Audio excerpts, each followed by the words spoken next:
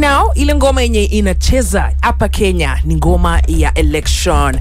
Of course, as we do every single Monday, State of the Nation. Leo, we are privileged to have two amazing individuals. Kevin, take it away. Yes, and in fact, it's better wakiji introduce. You know, I can't. Okay. Wacha nianze with our regular, our friend of vibes, anaitwa Ruth Ambogo, political analyst. Karibu sana, Morning Vibes. Sana. Welcome, Ruth. And you look so pretty. Oh, thank you. You're welcome. The makeup is makeup. Una makeup. Umetokolozea. And then in the blue corner, right side of the studio tonight, MP aspirant Westlands, anaitwa Nelson HAVI. Karibu sana. And you also look quite really dapper. Thank you so much. Let's get some compliments. How you tell a man he looks sharp? Yeah. I think it sounds. Si wewe ungesema hizi basi. Mimi nimetumia yangu, wewe tumia yako. Mrembo amesema. Mimi nimecheza kama mimi. Nimecheza kama mimi nishasema. Yes, tulishapita. By the way, Ruth, yes. I want you to look towards Nelson, Yes. I don't know if you can see what's sitting right in front of him. Oh, he's wearing, not what's sitting. He's wearing Azimio merchandise. Amesema EOR. Tell what you're going to do with it. You know, on my way here, my good friend Prof. Makao Mutua. Yeah. And he wanted to put one on my head. Well, I was considering to it, but I realized it will interfere with my silver hair. And it takes 30 minutes to comb my hair. But it's a beautiful cap. Yes.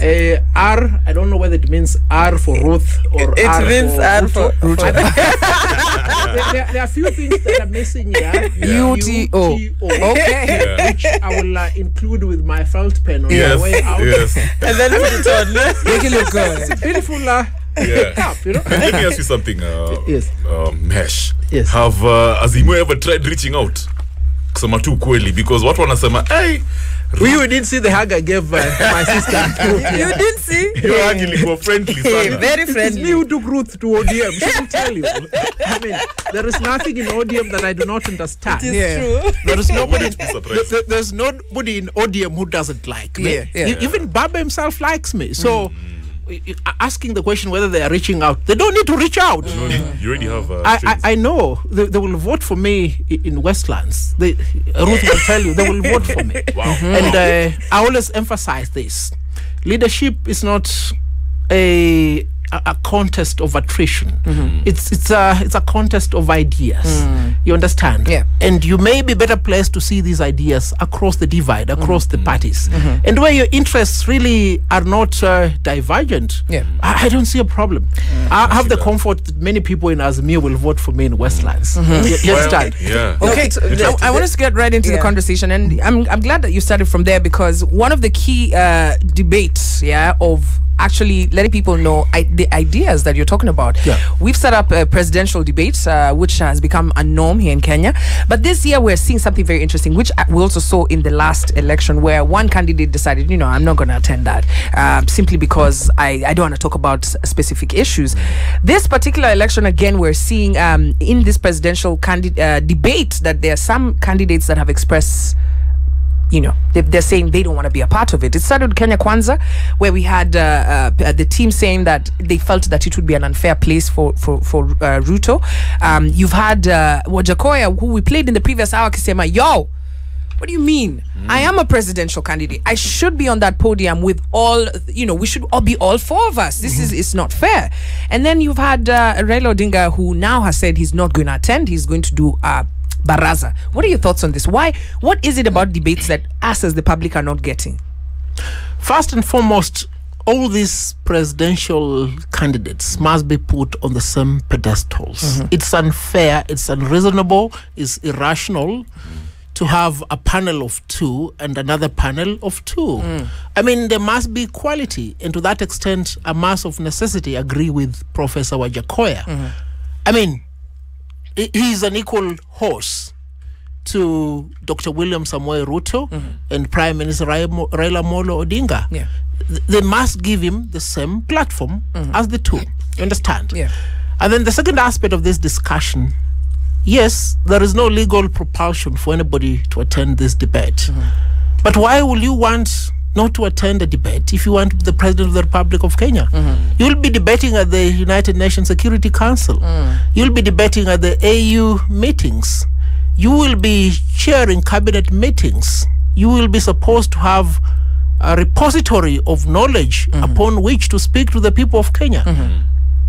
I don't think it is proper for my very good friend Raila Amolo Odinga to skip this debate. I will highly advise him to attend this debate. Well, somebody can actually say, I mean, all these things Raila has done all these years, is there anything to prove just in 90 minutes? Surely all these questions, now you're just going to test me, you're going to put my credibility on test for all these things I've done in just 90 minutes, surely. And then my other question is there really a winner in a debate? It's just because most candidates, it seems like they're scared of being perceived as losers. No, it's not, Mike. It's not an issue of winning the debate. It's an opportunity for you to interact with the people, so that the people may see the other side of you that they may not ordinarily see in rallies, in roadshows. Look, like Mwa here, you don't see me fine, like as she said, like this when I'm in the roadshow or when I'm planting trees. We want to see you in a customized environment, how you field and tackle questions. Look, I mean, both Raila Amolo Odinga and Dr. William Samuel Ruto are eloquent speakers. They're not novitiate in this enterprise. You understand? We have seen them. We have seen them in Parliament, the National Assembly. That is where debate is determined. They are formidable debaters, both of them. You get it? What we want to isolate from this exercise, this 90-minute exercise, is the finesse with which they have premised their manifesto, their understanding of the Constitution, their knowledge of what is necessary for the people of Kenya as we head towards the election on the 9th of August. And I still insist, Baba must not miss the debate unless he doesn't want to win the election. Or unless he thinks this thing is for William Samuel Ruto to take, which we'll still be happy with, but we'll be more comfortable if he's there. See him debate with so our saying if he doesn't attend, it affect basically it could actually make him lose the election. I've run in so many elections. I will not miss a debate. You understand? Even if the debate is being held in Mkurwa kwa Njenga or in Abaraza in Kangemi, I will not miss a debate because 5 voters, 10 voters are important. And if you're missing this debate, then it means you don't value us. I don't think that is in the mind of Raila Amolo Odinga. And Ruth, please tell Baba we still value him. Let him come to this event. Ruth, now I want to turn to you. Umesikia hapo hiyo part anasema, and please for our listeners we gotta mix it up ndio watu kizungu mingi hata Kiswahili mimi naelewa sana kwa ufasaha. Shembeteng tu ndio itani promotion ndio. The only word I know in Shembeteng is Nakulomoto. That's enough. That's enough. That's all you guys need to get. That's Ruth, yes. Umesikia hiyo part ya first and foremost, umesikia watu wengi kabisa wamesema, ukisikia Wajakoya hapa wamesema kama hii podium haitakuwa all 4 of us, misi dai. Last week we spoke to Zubeida, who's one of the moderators, na aka explain kwamba kama Justina na Ruth wa Agano hawangepata nafasi ya hiyo wao wawili, hatungepata kuwasikia, as in they wouldn't have been what's the word, like that, walipatiwa ile opportunity right to hear and get to learn from them. So kama wangekuwa on the same podium na Karua na Rigathi, it could have maybe taken away from them. That is the explanation we're given by Zubeida. Here is a presidential candidate saying, look, I'm not down for this. If we're not all for, mimi sidai kwa hii platform. It's unfair. What are your thoughts on this? You know, first of all, kitu moja wa Kenya walikuja kurealize from last week's debate is the fact that, in fact, kama how deputy presidential candidates wangekuwa wote on the same platform, we would have actually found that wale walikuwa kwa first debate probably would have performed even better than wale wenye walikuwa Martha Karua and Rigathi Gachagua. Because personally, mimi kama mtu mwenye aliwatch debate, I kinda even felt as if akina what's her name, Justina and Ruth wali focus more on issues as opposed to the kind of debate we experienced kwa second round. And personally nilikuwa na feel ni kama wangekuwa wote kwa level playing field, the tone ya discussion labda ingekuwa different. Unajua ingekuwa totally different. Because kwa hii debate ya Rigathi na Martha, mnaingia mkisha expect ni kama msha expect war. You know, you're already expecting it's going to be a fight between personalities. Do you think the journalists put it like that, expecting that adversarial? It's like ting ting ting ting. Tunangoja the real war. Ingine ilikuwa ni kama ni curtain raising, which is very unfair for Kenyans, because the whole point of debating ni kupatia Kenyans opportunity ya kuweza kudifferentiate. Nyinyi wote mkiulizwa the same question, what are the different opinions or different solutions zenye mta bring to the table? Mkiwekwa nyinyi wote pamoja, tunataka tujue on the question of corruption, tunataka within that one moment yenye mnaulizwa swali, tuweze kujua mtaitackle kivipi. Unaona? I would have wanted to hear Justina Wamai's, for instance, ningetaka kujua Justina Wamai's opinion on integrity issues za Rigathi. Ningetaka kujua Ruth's opinion on questions zenye Martha Karua alikuwa anaulizwa about her past dealings that suggested that she probably has been involved in some deals, questionable deals in the past. Ningetaka kujua what the opinions are on the same. Ningetaka kujua Martha Karua ata measure kivipi performance ya Justina Wamai if given an opportunity to become a deputy president. I would want to know what does Martha Karua think of Justina Wamai, because a debate gives an opportunity ya nyinyi wote kujigauge, you know, like you're questioning each other's ability. So ukiweka watu wawili kando na uweke wengine wawili kando, ni kama unaambia Kenyans that hawa wengine hawa deserve, hawako kwa hiyo level ya they're not at that level ya ile level. Kuna games mbili zinachezwa kwa hii game, una get. So I totally understand. Naelewa Wajakoya's reservations akisema kwamba if this is not happening yeye hatakuwa. And secondly, nataka kusema kuna hii perception inarushwa na watu wa UDA, wanasema ati Raila Odinga's failure to attend the debate is a sign that he is losing an election. I mean, Uhuru Kenyatta alikosa ku attend debate 2017 na si alienda kawin elections. So I think failure to attend a debate or attending a debate does not determine whether you will win an election or not. It's not an indicator of whether you will win an election or not. But why wouldn't he be attending it? Na pili, it is a platform for you to express yourself. It is a platform for you to put forth your ideas. It's a platform for you kuambia Wakenya unataka kuwafanyia nini. But kama president isha setiwa in the previous debates that the kind of platform yenye mnataka kupatia watu ya kupresent the ideas na kuambia watu solutions is no longer a platform to do so, but imekuwa ni platform ya kukuja na kuwa na personality fights. Someone would just sit down and say, you know what, at the end of the day I will spend 90 minutes not putting forward the ideas that I would want to put forth. Why not seek another platform yenye nitakaa chini with those, you know, have my 90 minutes na hizo 90 minutes zangu na niwa present ideas zangu without going into a necessary debate. So kama the last debate, ngoja kwanza, kama hii last debate tulikuwa nayo, clearly Rigathi Gachagua alikuwa na debate ni kama ana debate na Uhuru Kenyatta. Paka at some point tulikuwa tunajiuliza kwani mse alipatia mse brief akumwambia ati hii debate ni between yeye na Martha Karua, you know.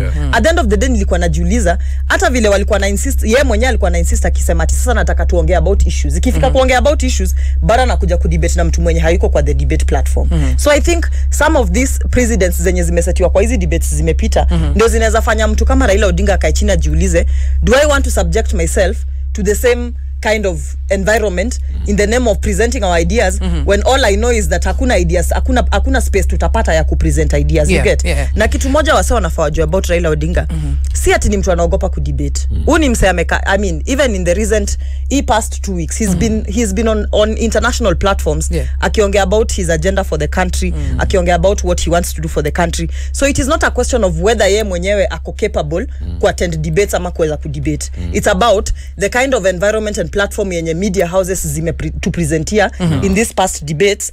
Vile hiyo environment vile wameiset inakani kama it's no longer about presenting ideas, it's about personality fights, it's about unnecessary discussions zenye zisaidiwa Kenya. So unadhani waso media let down? Media let down cause kama mna moderate debate, of course you are nyinyi ndio mnastia debate, mnatuambia this is the direction the debate is supposed to be taking. Mkisha realize that within the first 10 minutes hakuna mali tunaenda, when ideally tunafaa tukwe tukifocus on issues and for the first 45 minutes we have been, it's back and forth, personality. There was no opportunity ya watu hata kusema ni nini wanataka kufanyia wase. Last minute yenye mtu anaambiwa ati sasa uko na last 2 minutes za tell us what you want to tell us, ndio unasikia candidates wakisema sisi kama Azimio tutafanya ABCD, sisi kama Kenya Kwanza tutafanya ABCD. Unajiuliza why? Okay, so for the rest of 80 minutes what were we discussing? Una get? Kuna kitu interesting yenye umetaja, and nataka kuuliza my MVPs, do you agree agree with the sentiments zenye zinashaiwa hapa kwa studio. Kumbuka unaweza tumia hiyo hashtag kwa Box and Kev tuambie, sababu tunasikia labda ni hizi issues zenye zinadebatiwa hapa kwa podium zenye zina end up kwa personality politics. But you mentioned Justina na the first debate kulikuwa na issues zilidiscussiwa. You know, there were phrased answers, questions were being answered, but also you have to also realize that akina Justina hawana history kwa politics. Hiyo ndio ili stand out. And ukisikia maybe the journalists wanasema there are some questions which you can't move past. For example, if you're going to talk about corruption, if you look at someone like akina Justina, hawajaingia hizo spaces, you know, so lazima uanze kujibu hizi maswali. We can hatuwezi sema venye utasort out corruption na uko na kesi za corruption hazitakozwa nini ama kuna issues huko nyuma lazima zidigiwe. But I want us to move past that.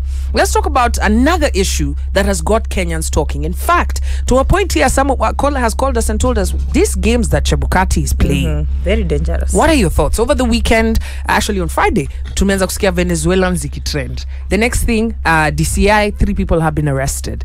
The next thing, IEBC, and we've had IEBC. In fact, even last week tulikuwa tunaongea juu ya sometimes how IEBC is speaking from two different. The CEO is saying something, the chairman is saying something else. So what are your thoughts on this particular issue over the weekend? DCI chiming in. IEBC, of course, also letting us know 3 people have been arrested. We're hearing there's a businessman linked to apparently, this. An office that was associated with the deputy president was broken into. Yeah. Pale karibu na Harambe House. Yeah. And word has it, wakapata po masava mbili. So there's a lot of you know, all these rumors going on. And closer towards the election, there's always something hot. There's always things being mentioned. So what are your thoughts on this? What do you think? Kabla sijaingia kwa huyo mjadala kwa undani sana, ni ruhusu tu niongee kwa dakika moja. Yeah. Ruth, wewe fahamu kwamba mimi nilikuwa wakili wa baba. Huenda baba asiwe anapata ushawishi bora wakati huu ambapo niliondoka kule, sababu naona hata rafiki yangu James Orengo yuko kule Siaya, ako na kazi nyingi. Mimi ningeomba tafadhali ende umwambie baba hahudhurie mjadala. Asipohudhuria mjadala amepoteza kwa wingi, kwa sababu tofauti zangu na baba si tofauti za kibinafsi, ni tofauti za kisiasa. Lakini mimi nampatia wasia, sababu kama wakili niko na uwezo kumpatia wasia. Asisusie mjadala huu. Sawa.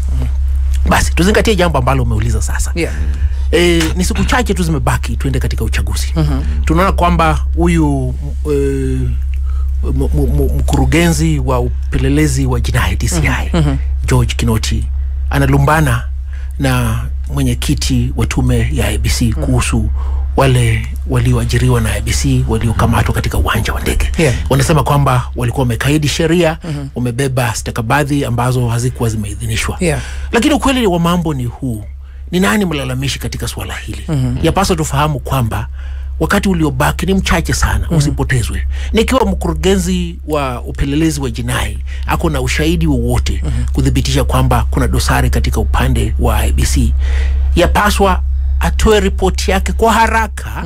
Ikiwa hawa jamaa wako na dosari yote, wapelekwe mahakamani. Tusiwe watu wa kujadili mambo ambayo hayaleti manufaa, hayaleti mwelekeo bora. Sababu wakati huu yapaswa tuwe tunazingatia jinsi gani tume ya IEBC itakisha kwamba tuko na uchaguzi bora.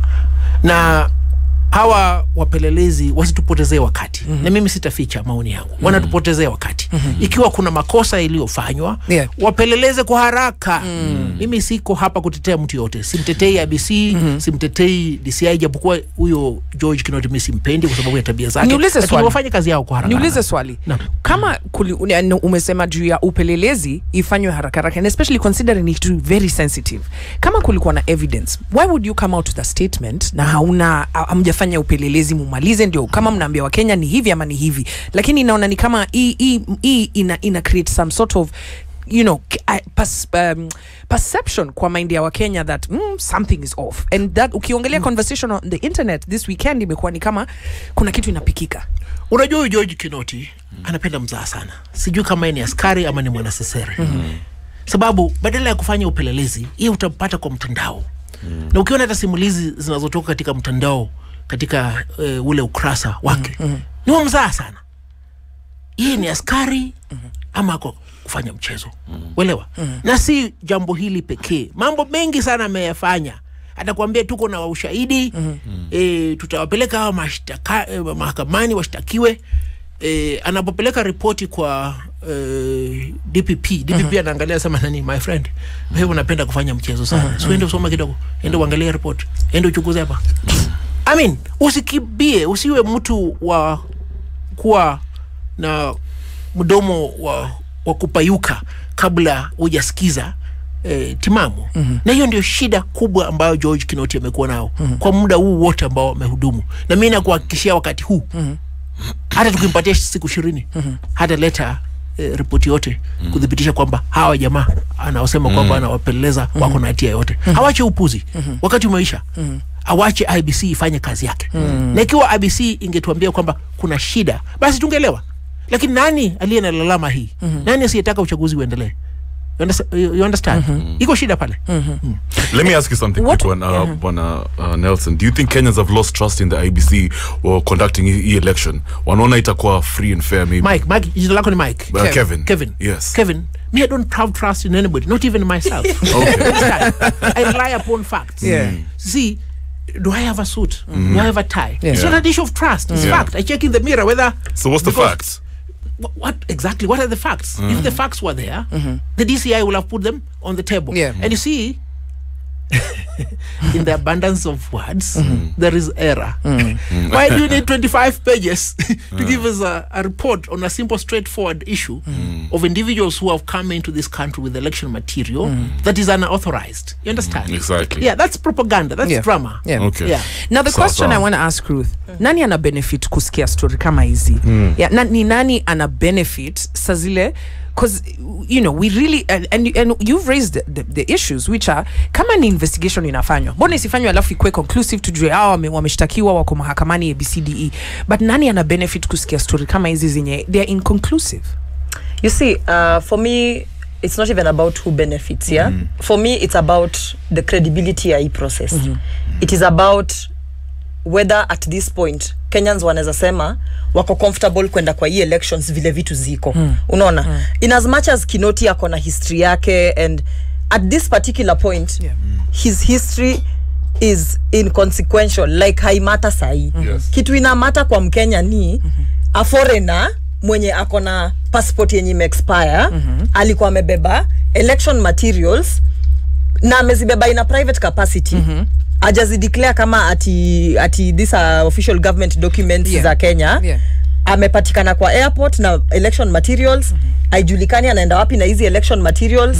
Kuna controversy about whether yeye ni employee wa IEBC ama si wa IEBC. IEBC wanakuja kusema ni employee wetu. DCI wanasema si employee wa IEBC based on records. For me, that kind of confusion, it is not even about ina benefit nani. At the end of the day, inanifanya mimi kama Mkenya najiuliza, are we really ready for this election? Inanifanya najiuliza, who is behind all this? Unaget? Who is behind all this? Because at the end of the day, kazi ya DCI ni kuinvestigate vitu kama hizo. Whether Kinoti akona issues, whether akona personal issues ama not, whether akona madrama, it doesn't matter. What matters is that IEBC is meant to be investigating these things. And the truth of the matter is, si Kinoti ndiye alimpata kwa airport. It's not Kinoti who went there on a personal capacity to investigate this matter. It is IEBC officials walienda on their personal, DCI officials walienda ku-investigate hii issue. So, toa Kinoti na personality yake na issues zake kando, deal with the issue, which is that funny things are happening 2 weeks to the elections. And nakumbuka ile siku yenye kwa Mboxa kwa tukidiscuss na wasee wa UDA hapa tukisema we need to question these things. Hatuwezi enda too blindly into an election saying tuko ready ati hao watu wa Azimio wanaongea hivi kwa sababu they are afraid of losing an election. At this particular point, it really doesn't matter whether you are in Azimio or you are in Kenya Kwanza or any other political formation. What matters is that Kenyans wanajiuliza sahi, are these things a preparation for a rigged election or not?